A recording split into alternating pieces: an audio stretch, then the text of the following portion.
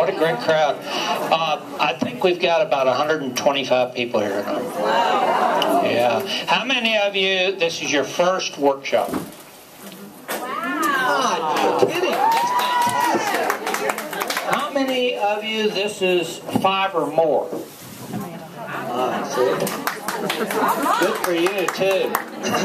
Yeah, we probably had 12 or 15 of these workshops, design workshops, since we opened 5 years ago. And every one is different.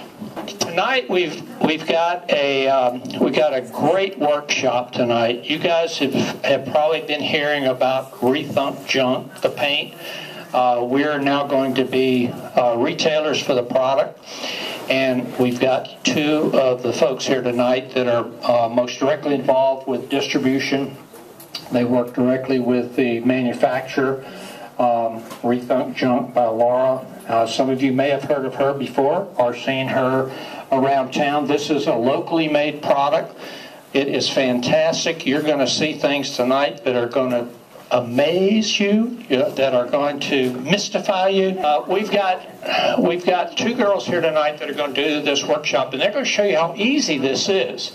And all of you should leave here with some paint, knowing that you're going to repaint something that you think is old or outworn or just ugly and you want to redo it.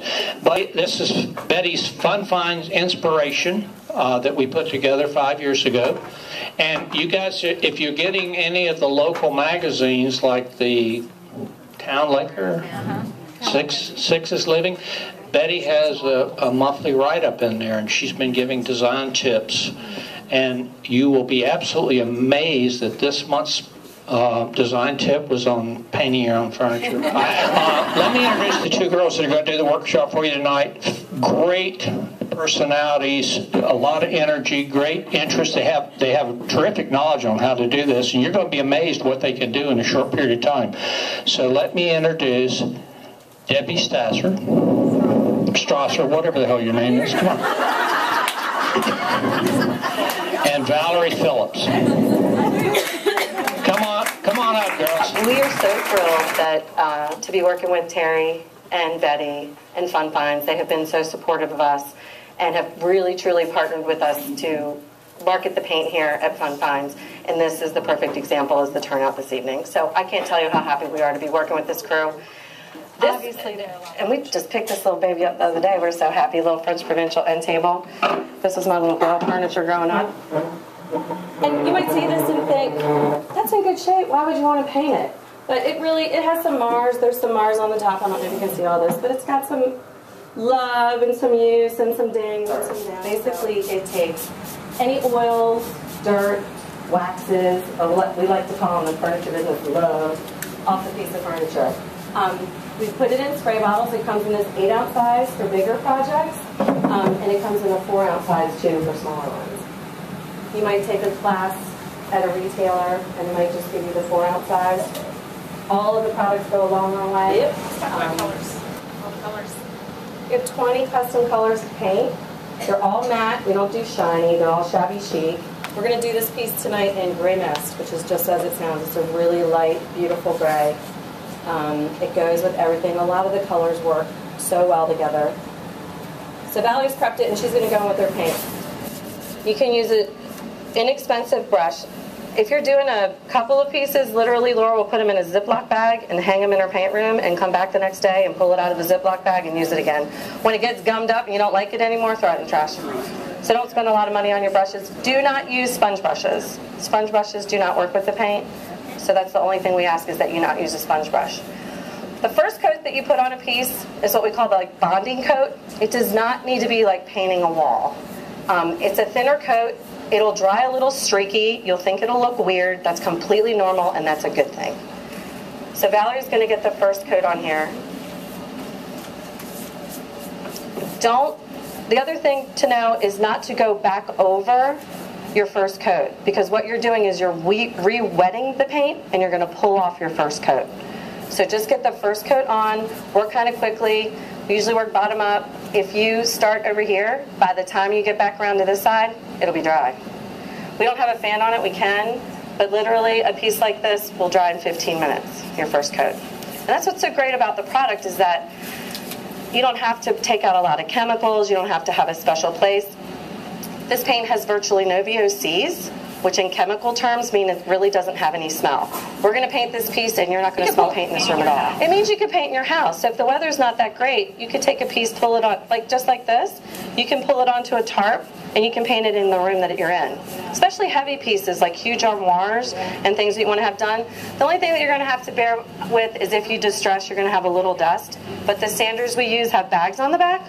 So it's really not going to be that bad. It'll be minimum. The prep, which is the deglosser, the paint in 20 colors. The prep comes in an 8 and a 2-ounce size. They have minis, which are great.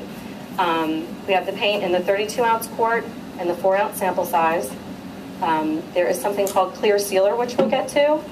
It's an 8-ounce size.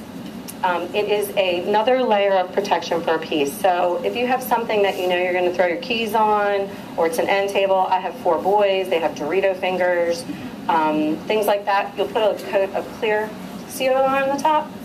The next product, and we can hardly keep this in stock, is Dark Glaze. This is another beauty of this product line, is that a lot of pieces and a lot of complaints that Laura heard about were having to wax furniture.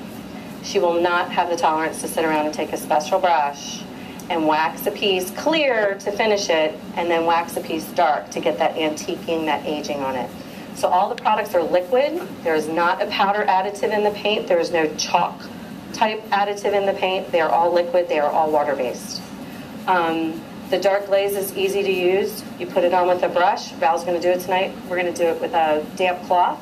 And you blend it in and you can build the color up. So if you get your color on and you decide you want it a little bit more aged and antiqued, add another layer of glaze. The next product is Stain Top. And that was developed because Laura didn't want to give a piece an antique look with the dark wax and then not be able to protect it. It's called Tough Top. It's a water-based, commercial grade satin polyurethane. It's fabulous for tabletops or a desk that you're going to use every day. It's still a matte finish. It gives a little bit of a shine, but it's not the shiny lacquer style.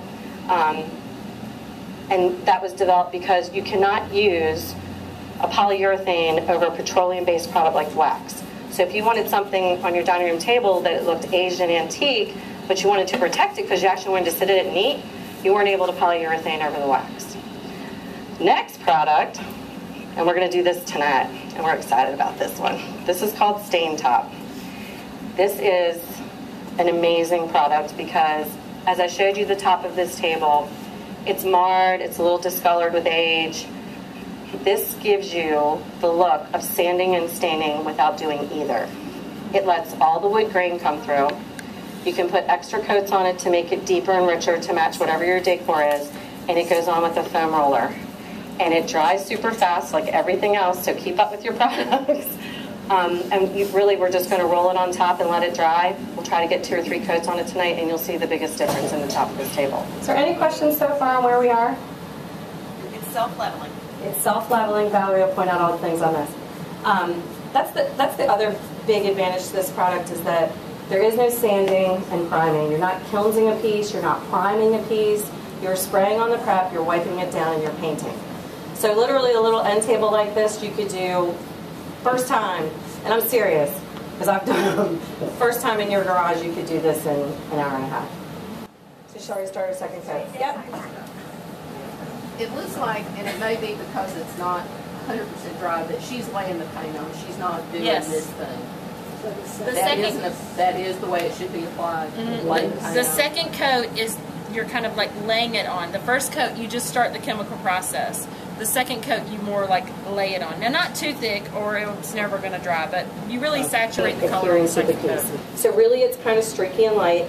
Get your first coat on and then load up your brush for your second coat and start your second coat. You will notice instantly when you put your second coat on really what the finish of your piece is going to look like. Can you use this process like kitchen cabinets? Yes, it's for furniture and cabinets. And you don't have to take your doors off and you can do it in your house. Yes. She asked if you could, I'll start repeating questions. She asked if you could use this on your cabinets. Absolutely. Yes, you can use it on kitchen cabinets. You don't have to take the doors off. You don't have to, what did you just say? Take the doors off. You can do it inside, yeah. I didn't take the doors off. Valerie did hers. Yeah, she slid the drawers out and did hers. Laura's done her kitchen too. So before I start this, you can distress however much you want or however little you want. To me, distressing is the opportunity to bring out the highlights in the architecture of the piece. This is a great piece. So when I distress it, you're going to see the curves and the love on here. Yeah.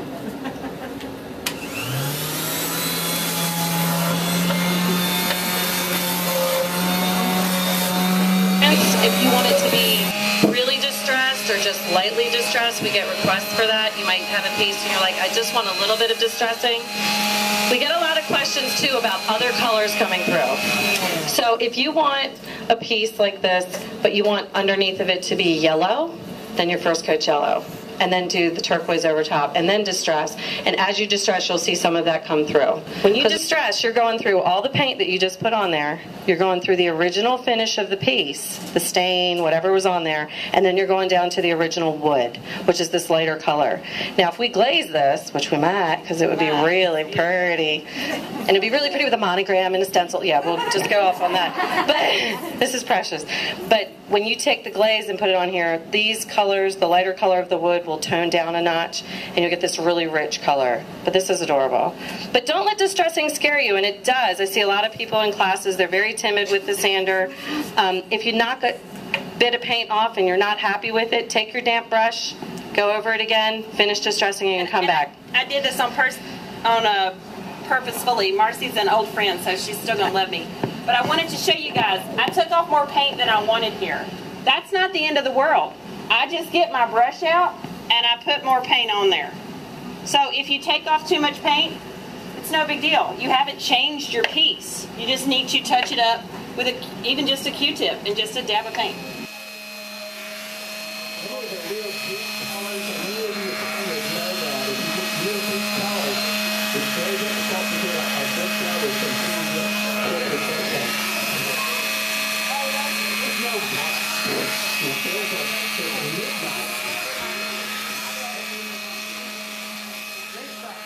Now, at this point, your tables can be done.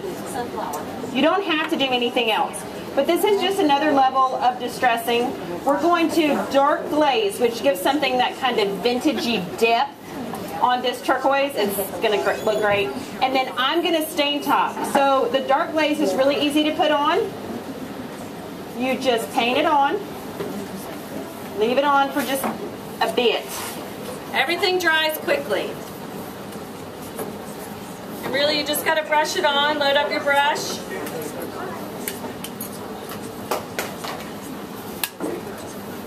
That's the only color, they're working. Right now.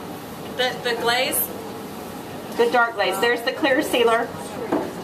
You want to take a damp rag. We stress not to use nappy like washcloth rags. These are car automotive like towels.